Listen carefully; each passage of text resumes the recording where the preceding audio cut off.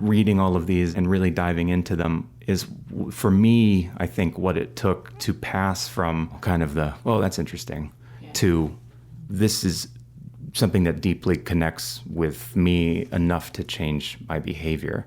And that's a hard thing to get to. This is the Wildfire Lessons Podcast. Our goal is to promote learning by revealing the complexity and risk in the wildland fire environment. We share the lessons. The learning that follows is up to you. Hi, I'm Kelly Woods, Director of the Wildland Fire Lessons Learned Center. On today's podcast, I sit down with Erik Apland to visit about his analysis of the entrapment reports posted in our Wildland Fire Lessons Learned Center Incident Review Database. Throughout the podcast, you'll hear Erik mention multiple reports, some of which you may have read and others of which may be new to you. Either way, Erik has read them all and offers some unique conclusions, lessons, and perspective. My advice as you listen is to take note of some of the incidents so you can look them up in our Incident Review Database for further study. To find our IRDB, visit our website, wildfirelessons.net. Let's listen to my chat with Erik and see if there are any surprises for you in the conversation.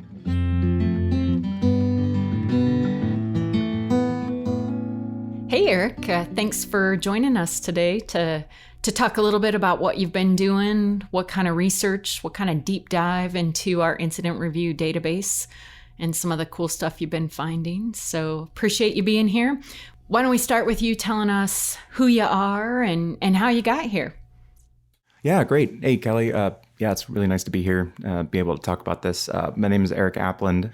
I started my fire career in 2005 at Lassen National Park up in Northern California, and kind of as a temp wandered around the West a little bit until I came back to California 10 years ago, I guess, at this point. And now I'm a permanent fuels tech on the Plumas National Forest up in Northern California. But this summer, I've been a field operations specialist detailed to the Lessons Learned Center, and looking into these entrapment reports that we have housed on our incident review database has been kind of a project I've been working on for majority of the summer so far. It's been awesome to have you. We've loved having you on our staff and getting your perspective. And this project has been pretty cool. And really, it just, the assignment was to go through our incident review database and look at all of the entrapments that we have on there, any reports that we have that are tagged with entrapments or as entrapments. So that means starting the incidents you looked at, correct me if I'm wrong, start at about 1910 and go through, 2020, all of those things. And so you're sitting in this really cool, unique position where you've read those reports all in this, 120-day detail. And it's been so fun to listen to you talk about some of your findings and some of the things you've seen. So it just made sense. Let's sit down and let's do a podcast. Let's have some fun. Let's pull some of the details out and, talk about some events that maybe we aren't at all on our radar as a community because they happened so long ago, but might have some really valuable lessons. So I appreciate you. That simple assignment, go through the IRDB and look at entrapments. You've taken it and just run with it. And it's been so awesome. So I'm excited to have you share some of what you learned. So let's dive in. What are some of the things you found? So like you said, it starts the database. The first entrapment that's mentioned on there is 1910, the Great Idaho Fire, the big blow up. And then from there, it's very sparse until you get into the 1960s. And then it really picks up in the 70s and it's kind of exponential from then. But there's a few things that seem to come out of it for me anyway. And they're interesting because some of them are very sort of detailed, sort of small day-to-day type of issues, and then some of them are much larger. So one of them that really came out for me was the evolution of our personal protective equipment and how that started, where people were basically wearing what loggers wore at that time, right? In 1910 especially, right? Filson kind of stuff or whatever, if they could afford it. And then so there's that piece of it, right? And then of course the fire shelter as a part of that came later.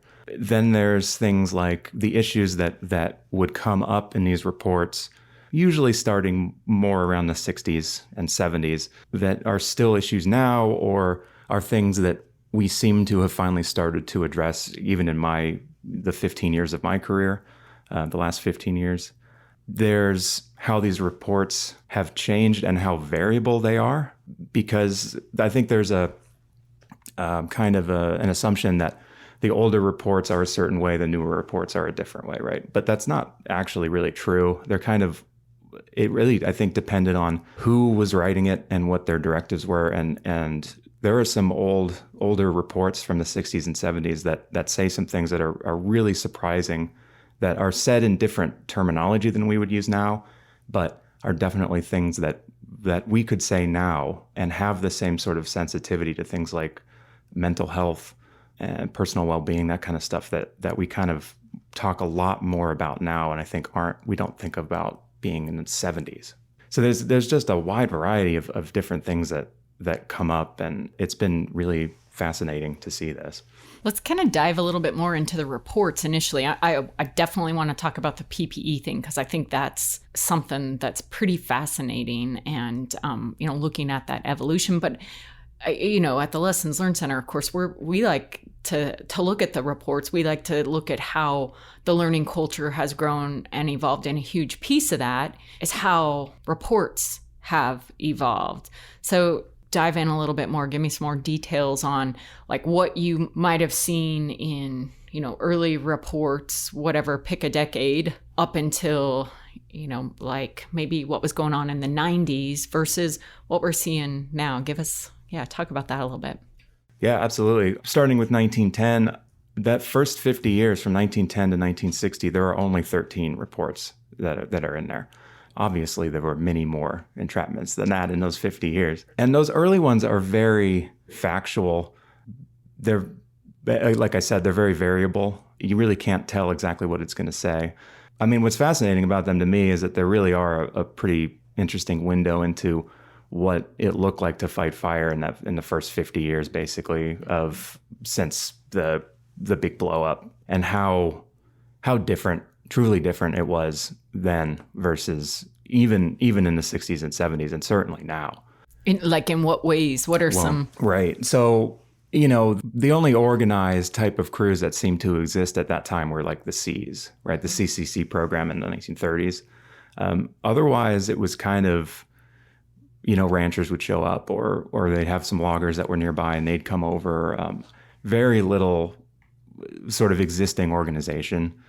And, these were times when these land management agencies existed, but they didn't really have much as far as an existing organization. And so if you think about something like that, we may have had at that time different kinds of fire safety training where, I think, don't go above a fire, don't be downwind of a fire, that sort of thing, or have a safe place that you can escape to. Those go back decades and decades. Those kinds of themes without calling it LCES or... or having 10 and 18 and that kind of thing. But, if you're a logger or a rancher who lives nearby or whatever the case, you probably haven't had any of that kind of training. You may think you know some things intuitively, but that's probably the extent of it, right? So some of the things that happened were... sort of shocking in a way, like the Griffith Park fire, right? And I think it was 1933 down in LA County. It was I think, one of the largest fatality fires in U.S. history, at least of firefighters, after 1910 probably. And I think, largely because I think there wasn't really much of an organized firefighting force at that time. It's fascinating to hear you bring up Griffith Park fire, and how many people have studied that or looked at that or even know that fire took place? It's kind of an interesting thing because it goes back into, the several decades ago. And that's pretty interesting that you can say it's got that many fatalities. And, this is my 30th fire season and I'm going, okay, I better look that one up. It's, yeah, absolutely. Yeah. No, that was definitely been the case with me as well. There's been things like I've heard of Griffith Park, right? That's it. That's all I knew about it. I'd heard that it had happened, but I didn't know really anything about it at all. And there are fires in there that I didn't even know they happened. Never heard their name before. Yeah. Pretty major fires. But to get back to the report thing, so that was kind of the first part, the first 50 years. It's hit or miss. There's huge things that probably happen that are lost to history unless somebody decided to write it down. And then there's kind of a period in the 60s and getting into the 70s when it's kind of hard to categorize it. It's certainly not the kind of rules-focused sort of reports that came a little bit later. That stuff is in there, a focus on once they had developed 10 and 13 at the time. Once they had developed that, then there is reference to those things. Mm-hmm. But often there are some of these reports that really do look at, they wouldn't call it human factors, but they talk about those types of things and look more deeply or try to question more deeply, like why do these things keep happening and what can we do as an organization to change that, whether it's the Forest Service or a lot of stuff came out of the state of California during that time, but it doesn't really matter, depending, the agency doesn't necessarily matter. There was kind of a focus on sort of systemic change versus really rules-based stuff. I'm curious, Erik, did you, some of those things that started getting highlighted in reports, are there some of them things that we as a culture have found some resolution to? Are some of those things that still linger today that we still grapple with how to address? Right. Yeah. No, definitely. So both, right? I think, so there's the PPE part, right? That is very, very slowly is instituted. The bringing, there's mentions of flame resistant clothing, right? Yeah. And then those mentions start in the 1960s, and you see it for 10 years. The same with fire shelters. It starts in the 1960s, and you see it for 10 years. That maybe we would have had a different outcome here if these people had been carrying fire shelters, but at the time they weren't required. They may not have even had access to them at all, right? Yeah. But there's a lot of reference earlier than I would have thought about things like work to rest guidelines. I thought that was a newer kind of guideline than it is. It's something that's been around for quite a while. I think it's mentioned in the Butte Fire Report, which was a fire in Idaho in 1985. I believe it's mentioned in there, but it's certainly mentioned around that time, and that continually comes up. The use of hospital liaisons. There was a fire in the state of California in the early 1970s, which I believe was the first time it's mentioned that wow. Somebody, it was really cool. Where they assigned a battalion chief to be at the hospital every day with a burn firefighter, be there for the family, and be a liaison between the hospital and family. It's really cool to see that. Yeah, that's a lot earlier than I would have speculated that kind of concept would be addressed and implemented. So yeah, absolutely. And then as far as stuff that's brought up and then not fully addressed, say, there's a lot of that. The biggest one, I think, the most surprising one for me was finding a reference in a report in a fire called the Mac 2 fire, which happened either right adjacent to the San Bernardino National Forest or on the forest. I can't remember, but right up next to it down there in Southern California in 1971. And they mention in the report, in fact, it's a pretty significant bulk of the report, they mention how at that time the U.S. Forest Service was, and particularly the Pacific Southwest region, California, was having a hard time competing with county fire departments, and at that time the California Department of Forestry, CDF, competing for employees because of their working conditions, the state of housing that the Forest Service could provide for people, and pay. That they were not competitive at that time. Isn't that fascinating? 1971, that's identified in a report, and we certainly are still grappling with that one. Right. Right? It's a big one right now. It is. Yeah. Yeah. So that was I was shocked to see that, and they really do delve into it in pretty great detail to the extent that they even have photos comparing bunkhouses on the San Bernardino versus what the state had. It's really amazing how they took it really seriously. That's very, very interesting. Anything else with reports that... Yeah, so the big thing that I think people talk about with these reports is that there was this period of time up until the early to mid 2000s, and there was a lot of work done at that time with people who were very serious about developing, a sort of a safety culture, right, where that was not punitive. And before that, obviously, there's a reason why that happened, and there are things that were written in the 80s and 90s that are shocking to read. How you mean from like a punitive standpoint, like like how judgmental, I guess, would be the word that I would use, and it's really it's very calling people out, sometimes almost by name, in very harsh terms. It's certainly not anything that you would see now. Yeah, focusing on one person was at fault for this whole thing rather than looking at the collective organization and what happened and what can we learn from it. Really about assigning blame and moving on kind of scenario. Yeah, exactly. One that really comes to mind is the Ship Island fire, which was in Idaho in 1979.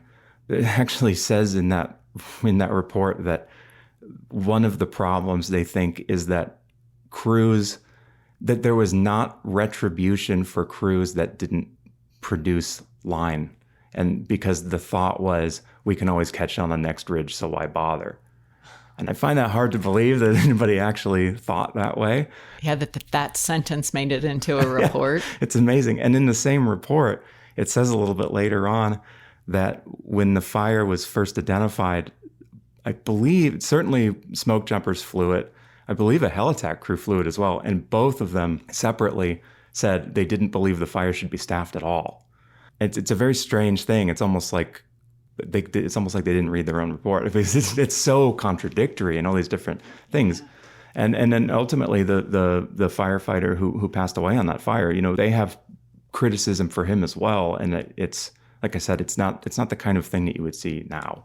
And I think in that respect, that's a good thing, a good change that has come about. Yeah.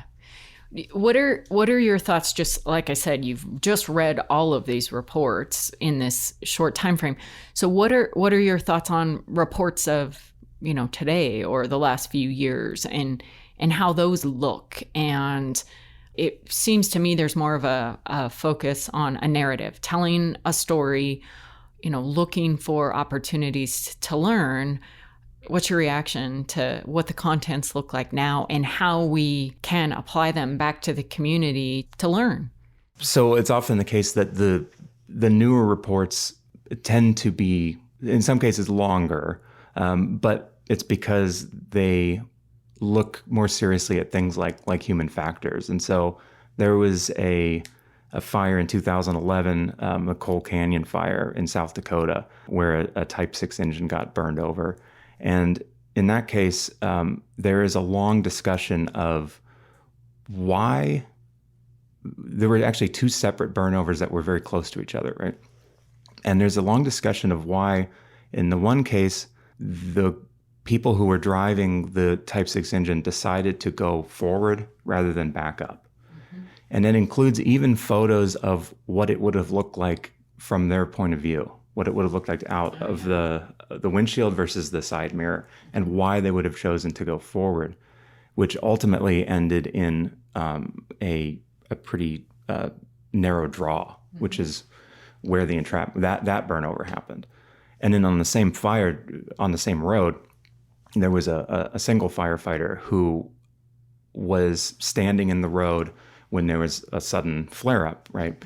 And rather than move forward away from that, he laid down in the road, right? And there was something similar that happened in the past, and when it happened in the past, it wasn't commented on. It was just, this happened, with no explanation as to why, really anything. It was just it left sort of inexplicable. But in this case, in both the case of the engine and then the single firefighter on the road, they really dug into why would you do something that now, with hindsight and knowing the outcome, we think looks strange. And I think that particular report puts it very, very well why it made sense to do what they did. That's pretty awesome, because that's one of the things is when we look at these reports, we want to be able to suspend our hindsight bias, right? And look and think about what were they seeing and what did they base their actions on, instead of just judging and saying, well, I would never do that. Because how can we ever know what we would do until we're faced with the same situation, seeing the same things? So yeah, that's a pretty cool thing. And it takes narrative, right? To get there. You can't just have bullet statements and say this and this and this, these are the facts of what happened. You need that narrative in there to tell the story, to paint the picture, so that it brings the reader closer to the event, to maybe even get an emotional connection to actually learn. And your emotional connection may still be, I would never do that. That's fine. But you've at least thought about it. You've got more details. And if you find yourself in that scenario, now you almost have your own slide. It's one from reading and studying, but you kind of have a slide and you think, okay, I've thought about this before. This is what I'm going to do, or this is not what I'm going to do, or this is what I'm, going to avoid doing. So that's where that narrative is so important. So yeah, pretty cool. Yeah, no, I totally agree. I think it's critically important. And I think that one thing that I've gotten out of this, doing this project, is that you really have to take seriously the idea that you're going into this to learn why something happened to people who are basically in your exact shoes. Yeah, professionals with a set of skills, a set of experience on which to base their actions. Why did they have the outcome they had? Right. And even if things look strange now, because maybe some of our practices are different, they were still, in a situation where they took, the slides, right? Like you said, they looked at their decision space and they made a decision. And it's exactly the same as you would do now. And I think you do have to spend time with some of these, especially some of the longer ones, because they're, in vast majority of cases, they're long for a reason, and there's really good stuff in there. It just you have to take it seriously to take the time to do it. Yeah. Not that you have to read them all, but if you're going to try to learn and really derive, hopefully maybe change your behavior or train your crew or something like that, like really really dive into it and take it seriously. Well, I think that's the notion of honor through learning, right? We honor all of the members of our community who've, had bad or good outcomes, whatever, by learning from them, studying. And yeah, I definitely appreciate that. You mentioned the Ship Island fire from Salmon Chalice National Forest, 1979. And I want to talk about that a little bit, because I want to kind of launch into some of your findings about PPE. And, as I recall from that fire, firefighter Kyle Petit, lost his life on that fire, getting in his fire shelter without gloves. He had given his gloves away to somebody, got in to the shelter, and then couldn't hold down the shelter because it got so hot and he didn't have his gloves. So that just, that fire has always really resonated with me. I remember my own little sketchy scenario in Nevada quite some time ago, but, flying in the helicopter, we were going to see if we could take some action on, this big fire outside Battle Mountain, and jump out of the helicopter. There were 4 of us from our crew, take off our flight helmets, shove our flight gloves in with our helmets, put them in the ship, pilot takes off. Now we turn and we're ready to see what we can do to engage, start implementing our plan. We did have a plan when we got on the ground, but the fire behavior changed so quickly. And we had to basically, it was kind of started coming at us from a couple of sides, and the four of us had to make the decision. We just got to find a spot that we can pop through this, just run through the fire, get into the black is kind of where we were. But I remember in my head, Ship Island fire. I mean, I distinctively remember that. I did not have my gloves on because I was in a hurry. I just threw my hard hat on, tossed that stuff in the aircraft and started to go. My gloves were in my pack because I was a rappeller and we didn't have our gloves outside because if we were going to rappel, we didn't want our gloves hanging out, right? Right. So my gloves are in my pack. And I remember as the four of us were looking for an opportunity to maybe find a break in the flames or a small, I remember thinking, oh my gosh, I don't have my gloves. If I end up needing to get into my shelter, this is not going to be good. So it so resonated with me that story always did. And here I find myself in that situation, right? So talk a little bit about PPE, gloves, fire-resistant clothing, and of course, shelters. What are some of the things you pulled from the reports related to that? Yeah, there's so much in there.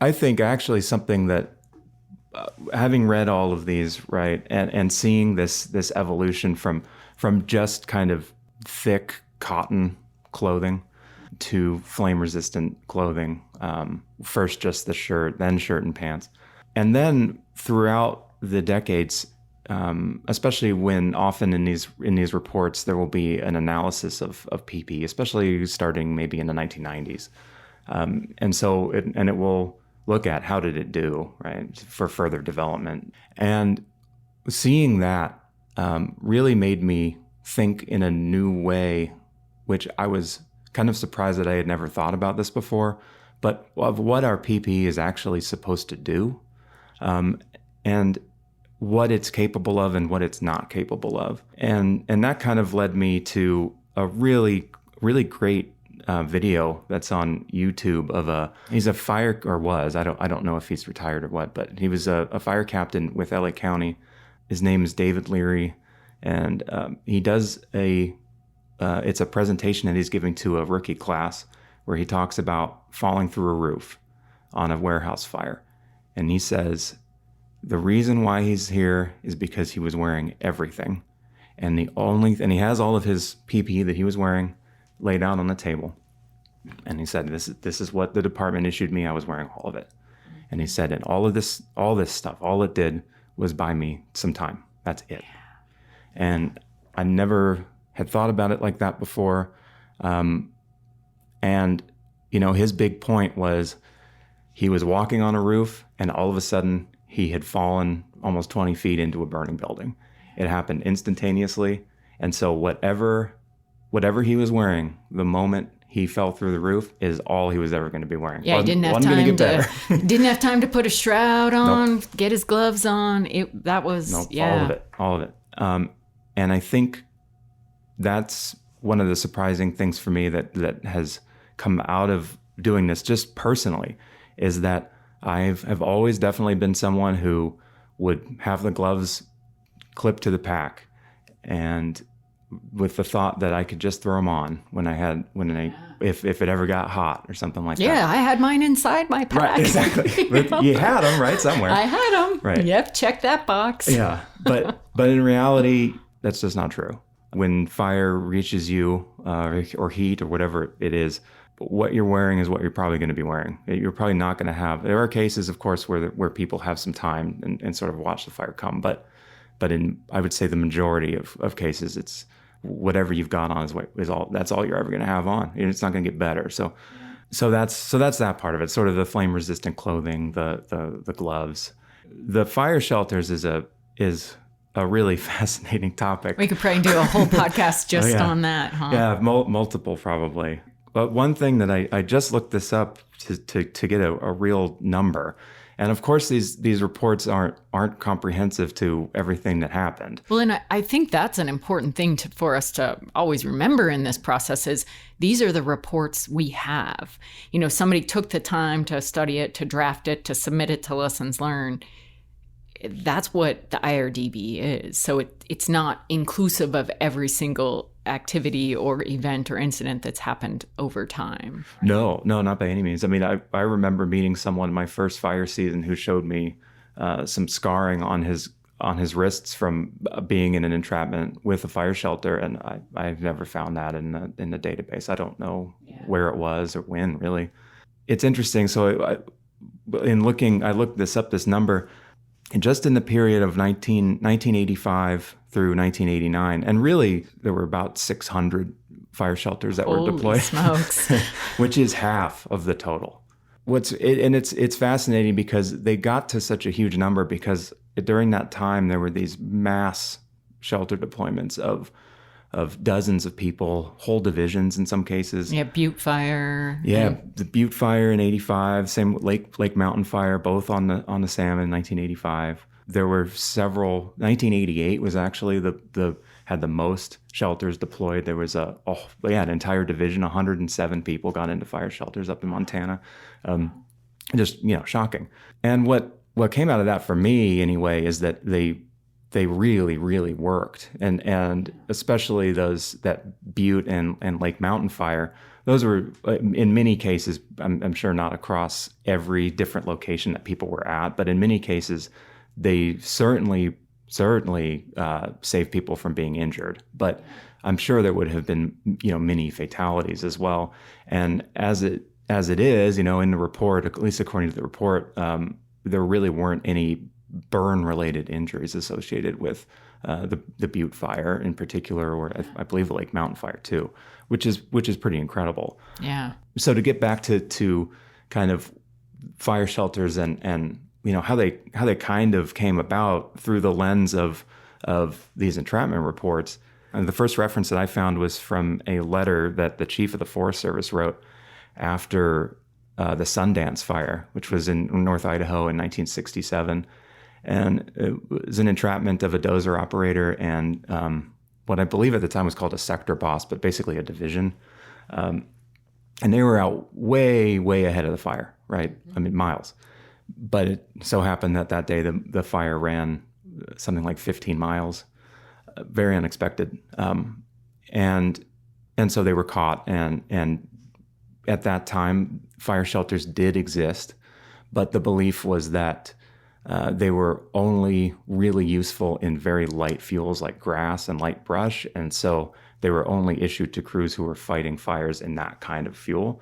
And so this was a big timber fire up in North Idaho. So the cache didn't even have fire shelters to issue to them. And attached to this report is a letter from the chief of the Forest Service that says, even if in this case, where they were, maybe it would not have helped them, they should at least have been given a chance to try to use it, right? And that was in 1967, and it took 10 years of more entrapments and more fatalities to finally get to a point where they became mandated across the board, which was in 1976. And then, so that was in 1976, all Forest Service firefighters at least were required to wear a fire shelter no matter who the fire belonged to, so to speak. And then you have 10 years later, a little less than 10 years later, you have all of these huge entrapments, dozens and dozens of people. And what's fascinating about it is that immediately as a rule, in all of these reports, they say what's happening is wrong. The beginning of the shelter is also the beginning of the shelter stigma. Yeah, as soon as people actually started to really use them, they really focused hard on trying to stigmatize using them. I don't think, of course, they would put it in those terms. And I'm sure I believe they were worried that people were taking undue risk because they believed that they could because they had a fire shelter. Yeah.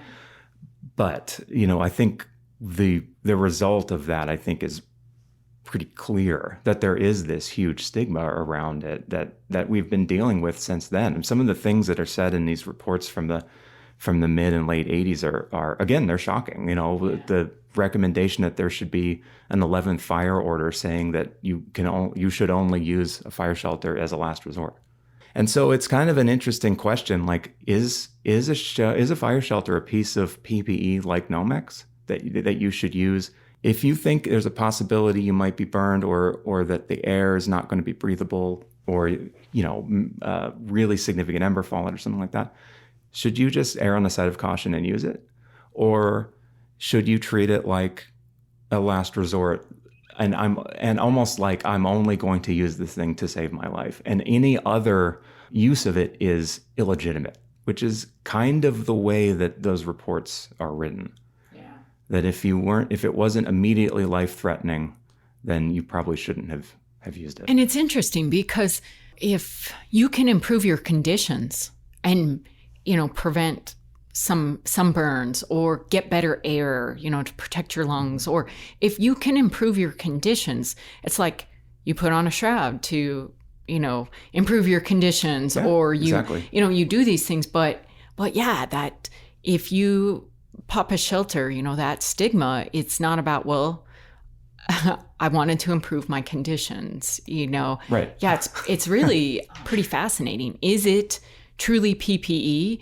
And if it is, then we need to change that narrative of last resort. It's like, no, I was improving my conditions, so I deployed my shelter, and not feel this justification. Well, I didn't really think it was necessary.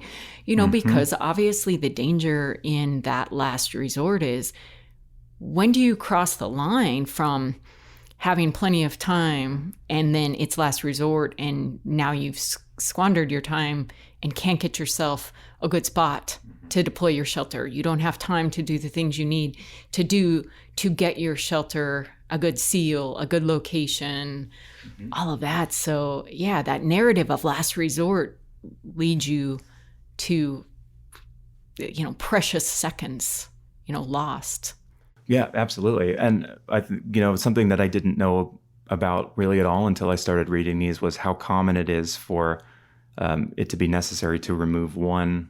It usually says one, but sometimes both gloves to get the fire shelter open. And it's something that I know that they have been working on for decades, and it is better, but it's still there. And so you can read about that going back to I think the first time I saw it referenced was in 1987.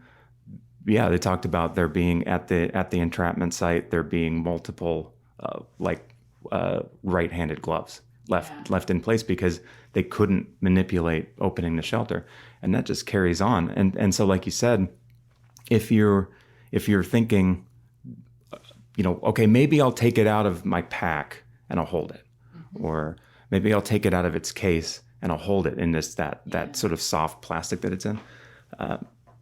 You may get to a point where, if you're in the situation where you actually do have the time, right, where when you finally decide, okay, it is too hot, I need to use this thing, where all of a sudden now you realize you can't. You need to take your gloves off to open it, and now there's fire on you, and wind and all wind, the yeah, exactly, yeah, and all that stuff. Yeah, I think that, and it's mentioned more, in the last, say, 10 years, that people, entrapment survivors say, we need to look at training on this as not being sort of this extreme last resort kind of thing, because you're kind of you can be setting yourself up to sort of run out of time, fail. Yeah. What I think that's a really interesting thing. What, based on your readings, specifically with focus on fire shelters, how would you change fire shelter training annually? I mean, we're all supposed to do it, and, we wear gloves, or we try and visualize, some people have a fan going, some people run uphill, all kinds of things.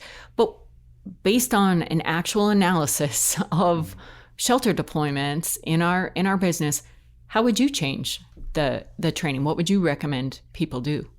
Yeah, I mean, just going by the words of some of the survivors that are interviewed in these reports, well, first of all, taking the training seriously, right? I know that someone I work with on the Plumas, they would when he was a smoke jumper, they used to try to do deployments behind the DC-3 powered up, and it's high wind, right? And it really gives and you noise.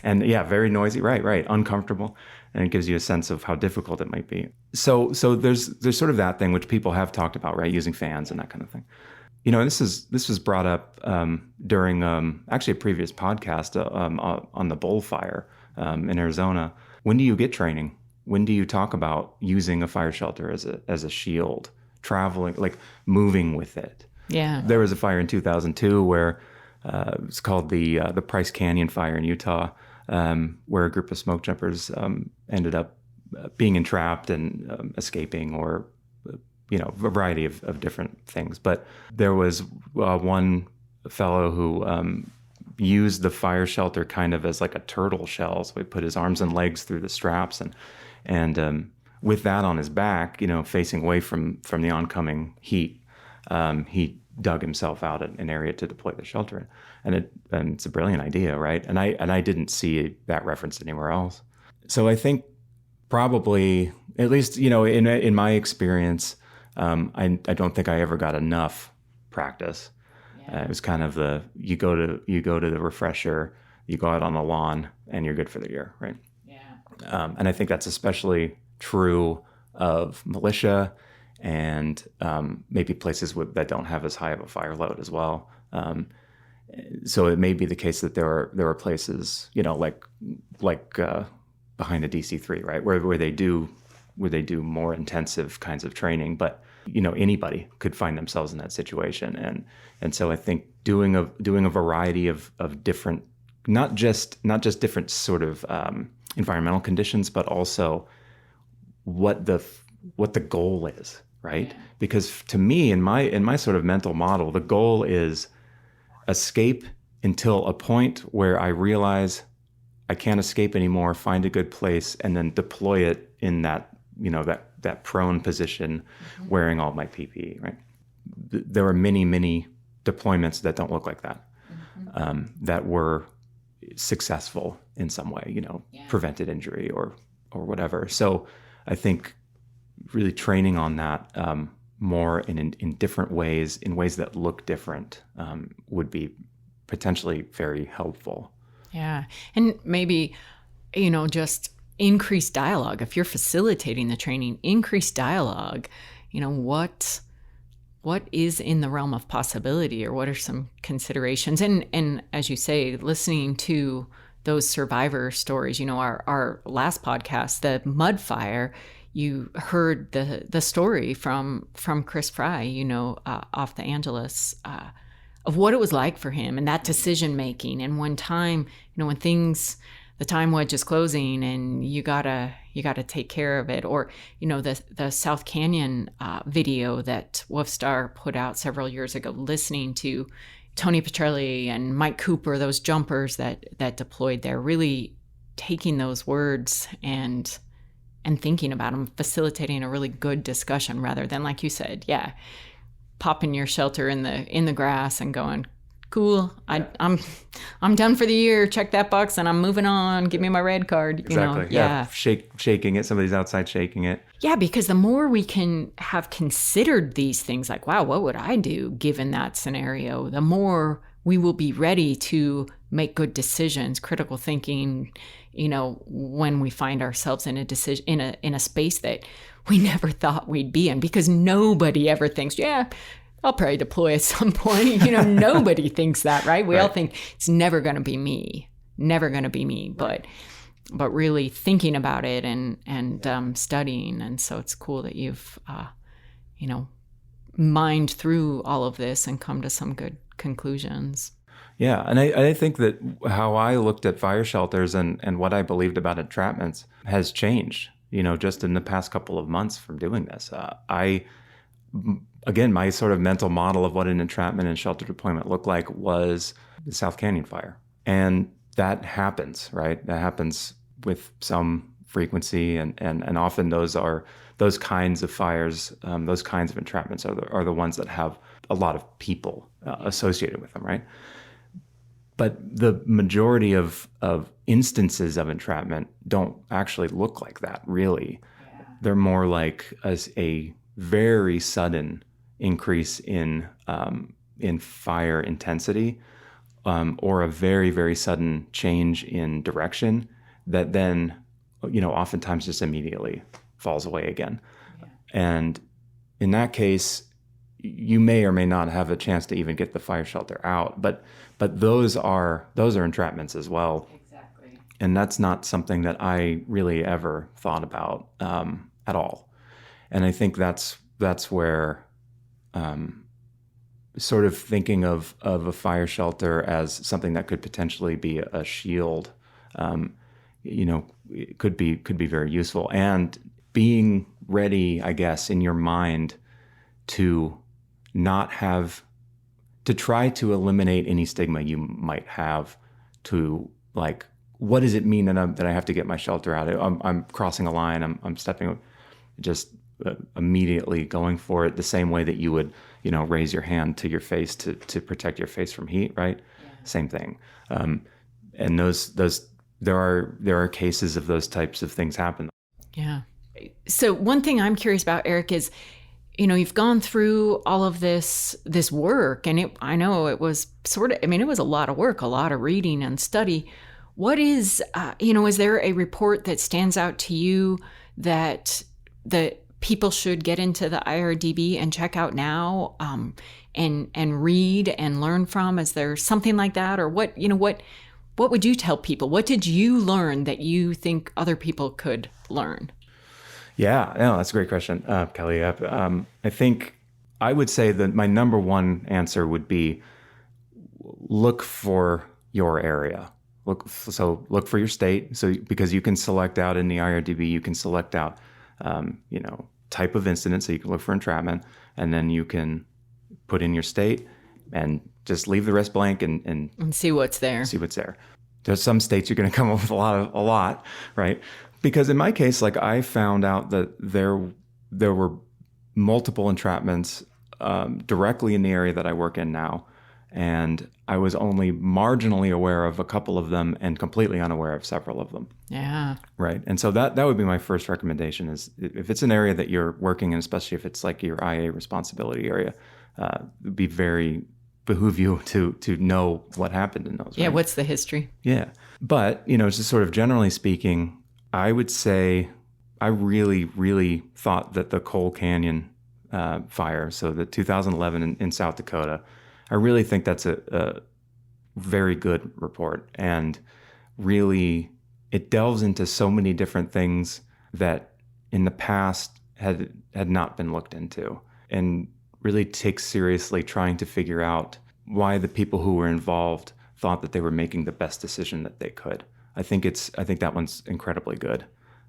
So if there's only one, it would be that one. I also would highly recommend Pagami Creek, which is 2006 in Minnesota. And that was one that involved folks that were, I believe, not primary firefighters, but were obviously red carded in that. And they were clearing campgrounds in the Boundary Waters. Very major fire run happened.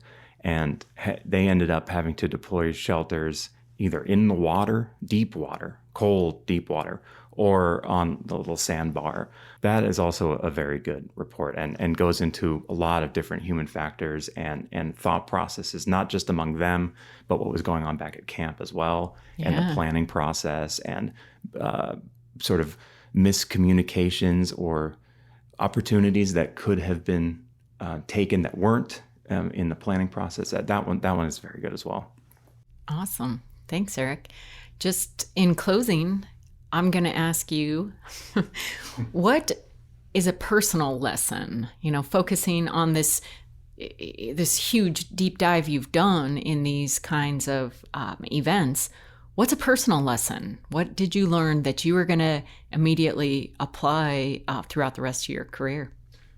I think I've been thinking about this, and I think so. Again, I have multiple answers. So I have I'm going to come up with what are the scenarios in which I need to be wearing gloves, not have them attached to me, but actually have them on my hands, because I realize that I've been in a lot of situations where I should have been wearing them and I wasn't, right? Mm-hmm. that's one thing that's kind of a really easy sort of takeaway, right?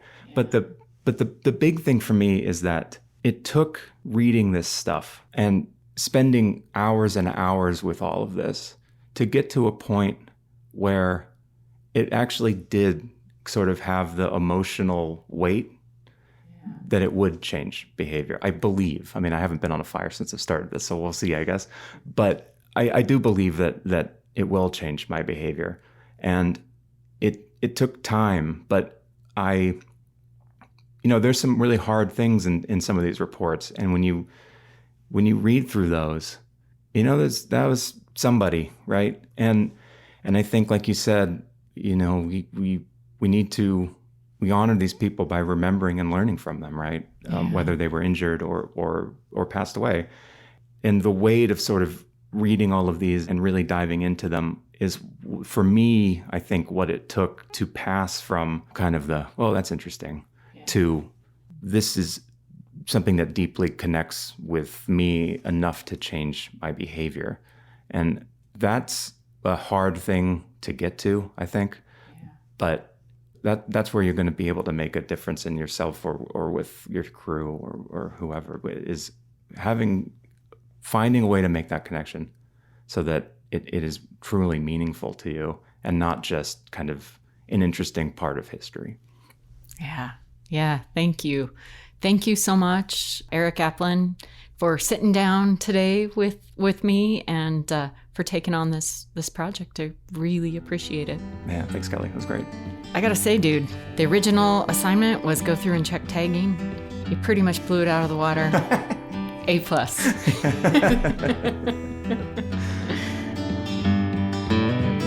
Thanks to Erik for sharing his perspective.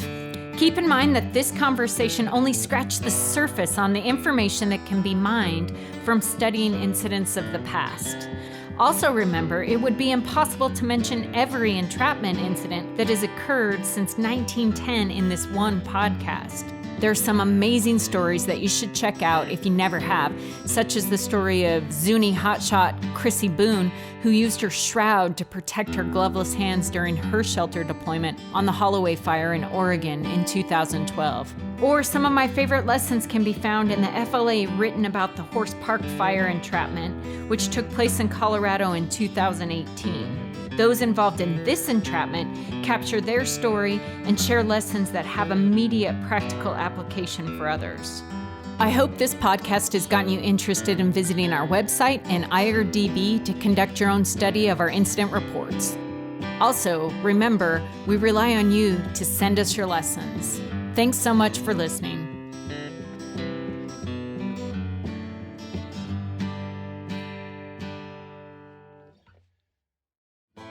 Thank you for listening to the Wildfire Lessons podcast. Be sure to subscribe, share, give us a review. Follow us on Facebook, Twitter, and Instagram at Wildfire Lessons.